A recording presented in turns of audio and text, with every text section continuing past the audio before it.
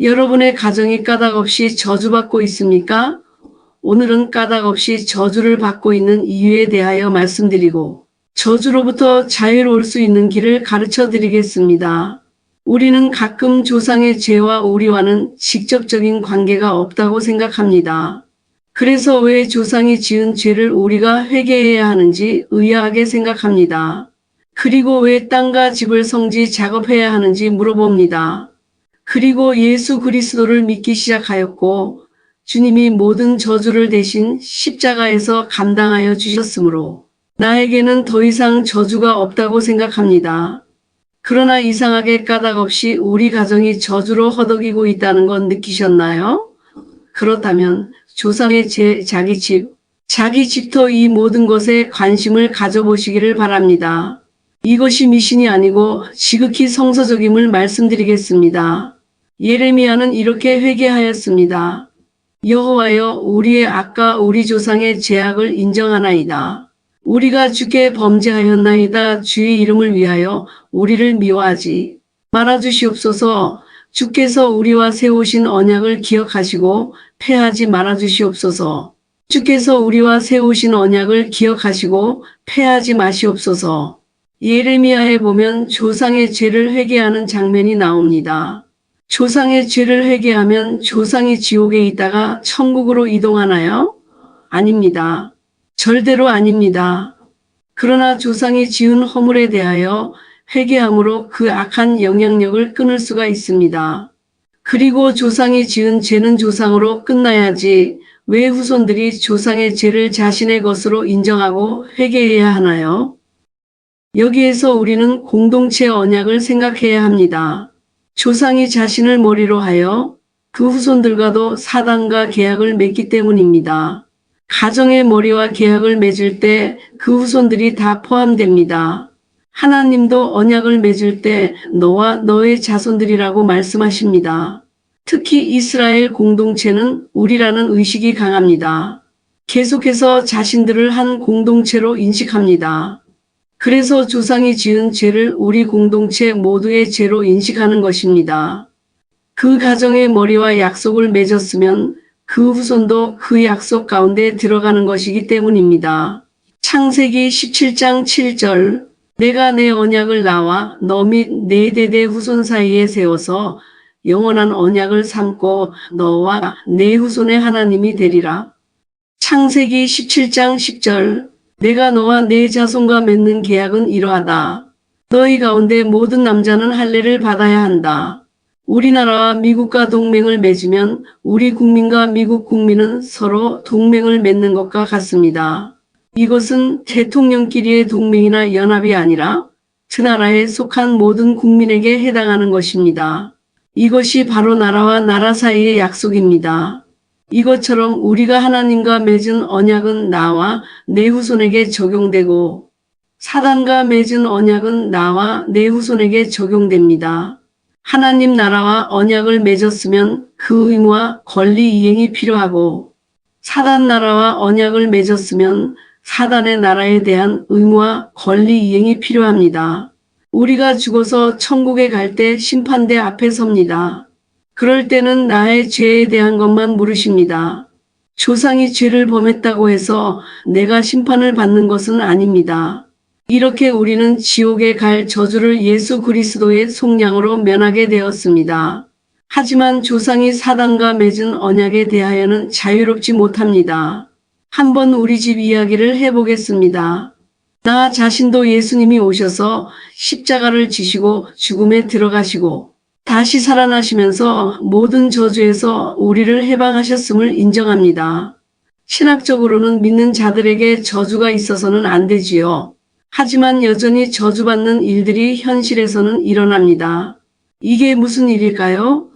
저주의 큰 문제는 다 해결되었지만 우리는 현실적으로 저주의 영향 아래에서 문제에 계속 부딪히고 있다는 말입니다. 우리 아버지는 64세에 돌아가셨습니다. 운동도 즐기시고 아주 건강하게 보이는 분이셨지만 감리교 신학대학교를 인도하시면서 상당한 스트레스를 받으신 것 같습니다. 그래서 아주 아까운 나이에 세상과 작별하셨습니다. 꿈도 크고 할 일도 많으셨는데 모두 그분의 죽음이 믿기지 않아서 모두가 농담으로 받아들였습니다. 그리고 시아버지도 64세에 돌아가셨습니다. 우리 어머니는 2년 차이로 아버지보다 어리신데 아버지 돌아가신 후 2년 후에 따라가시면서 64세에 돌아가셨습니다. 우연히 그렇게 될 수도 있다고 생각했습니다. 그런데 우리 언니가 62세에 암에 걸리면서 점점 이 문제가 궁금하게 되었습니다.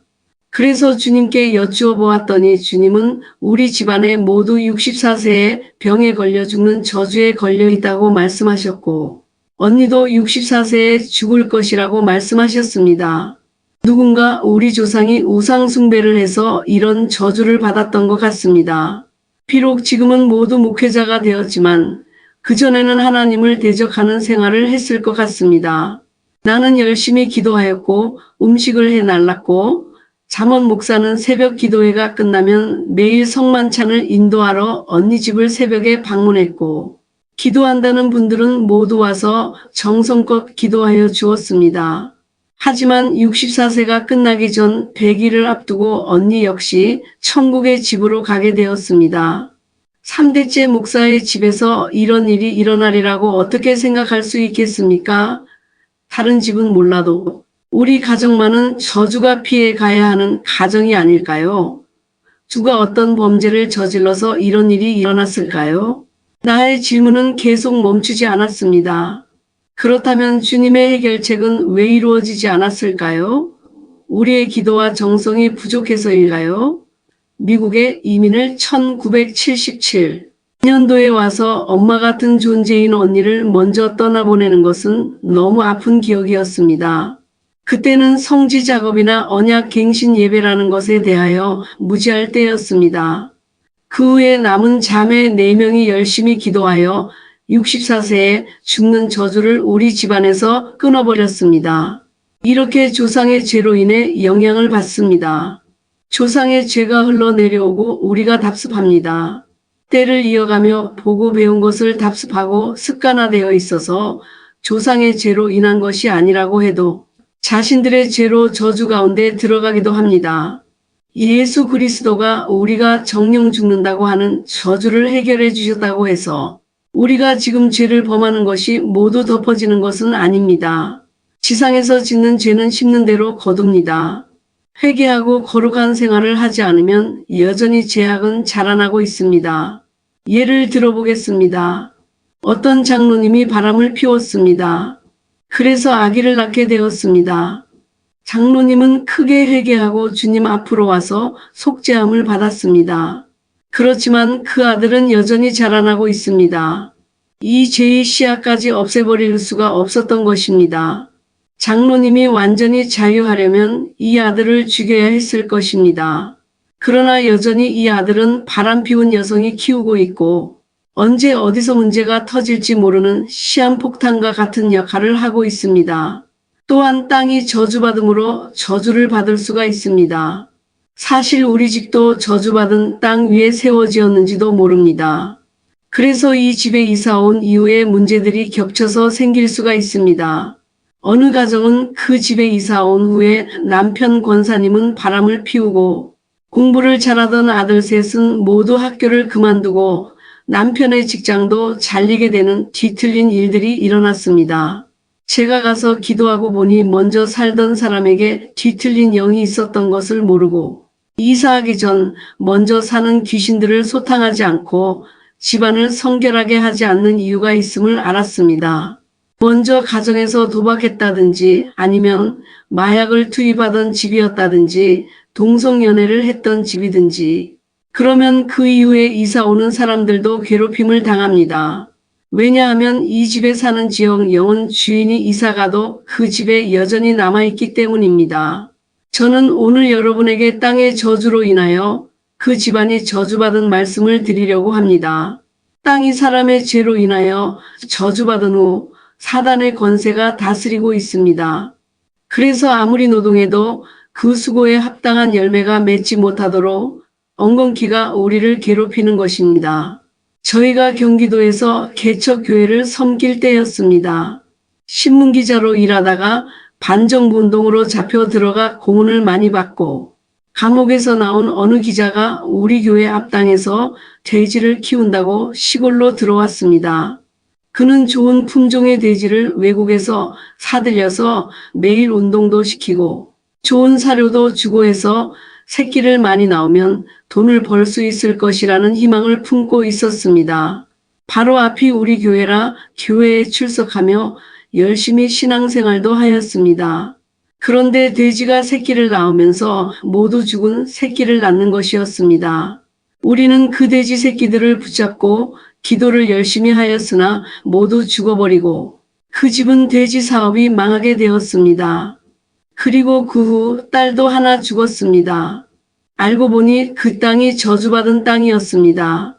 그 교인이 오기 전 먼저 주인이 돼지를 칠 때 서울의 큰 교회에서 전도를 나왔다가 그 돼지우리간으로 인해 교회 안에 파리가 가득하니까 한 전도 회원이 그 땅을 저주하였다고 합니다. 신성한 하나님의 성전을 더럽히는 파리떼를 만드는 돼지우리간은 저주받을지어다. 그 후 실제로 그 땅은 저주받았고 소산이 없었습니다. 만일 그때 제가 성지 작업의 비밀을 알았다면 그 땅의 저주가 복이 되도록 기도하였을 텐데 너무 그 교인에게 미안한 마음뿐입니다. 그래서 주님은 가정에도 개인에게도 교회에게도 임한 저주를 푸는 방법을 가르쳐 주셨습니다. 그것이 성지 작업과 언약 갱신 예배입니다. 사단은 우두머리와 계약을 맺었고 그 안에 후손들도 들어가 있으므로 대대로 자자손손 괴롭힐 권한을 가집니다. 대적하지 않으면 절대로 떠나지 않습니다. 그런데 우리가 성지 작업을 하면 우리나라의 지신 밟기와 비슷하고 무당에 굿하는 것과 비슷하다고 조롱합니다. 아닙니다. 지신 밟기는 귀신을 달래서 땅으로부터 많은 수확을 얻고자 하는 것이고 랜드웍은 땅에 귀신을 묶어 쫓아내어 주인을 바꾸는 작업입니다.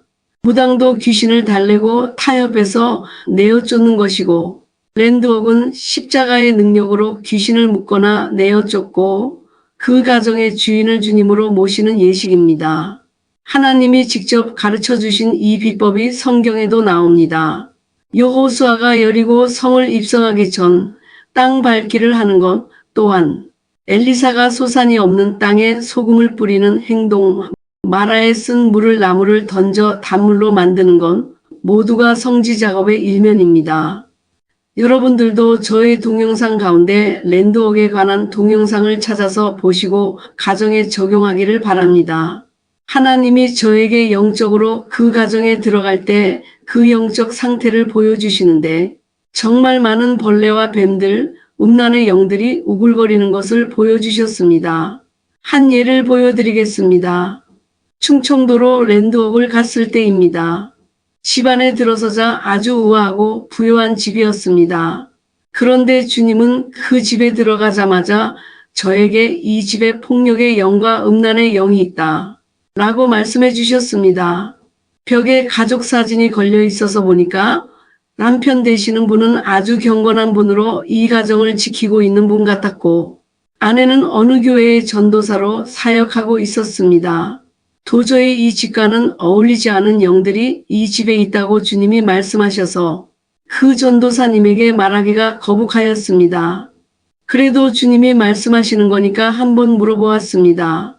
이 집에서 폭력을 쓰는 분이 있고 바람 피우는 분이 있습니까?